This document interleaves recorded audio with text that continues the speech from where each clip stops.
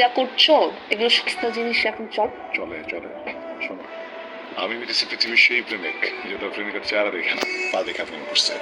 এখন এই পায়ে আমি কি করবো? টিপ পরাবো? হ্যাঁ, এটা শোন করে দিয়ে দিই। ঠিক করে দিব, এটা বলতে তুই না। চুপ করো। ইস, ঢং তোমার। আচ্ছা তুমি পাঠাও তো। বাংলা সিনেমা কি ইদানিং বেশি দেখছো নাকি?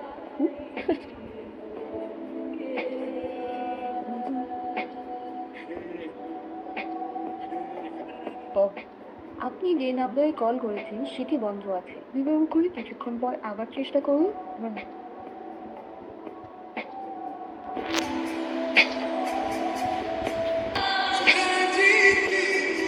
দেখি কি? পা দেখি। আরে বোকা নাকি? এই তোমার কি মাথা নষ্ট হয়ে গেছে? এরকম করতেছে কেন? তুই কি বলছিলি আমাকে? কি বলছিলি? কি বললাম আমাকে পাঠালি? এরপর তোর কোনো খবর নাই? তোর মেয়ের সাথে প্রেম করতেছিস না? কোনো মেয়ের সাথে প্রেম করতেছিস? সন্তাও করে বসে কথা। কোথায় ছিল এতদিন? কি করতেছিল? আর একটু টেনশনে ছিলাম ক্যারিয়ারটা নিয়ে। ক্যারিয়ার নিয়ে ব্যস্ত কেন ছিলা? তোমাকে আমি বলছি তুমি শুধু একটু ঠিক থাকো। তুমি আমাকে সত্যি করে বলো, তুমি কি অন্য কোনো মেয়ের সাথে প্রেম করতেছো? এমন কিছুই না, এটা বিশ্বাস করো না। ফাইন, আমি দেশে আসতেছি। আমি দেশে আসার পর তোমার সাথে আমার সবকিছু নিয়ে বোঝাপড়া হবে। মাথাতে ঠান্ডা কয়টা মাস আমার উপর দিয়ে কি গেছে শুধু আমি জানি।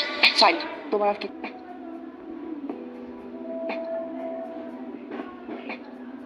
মা,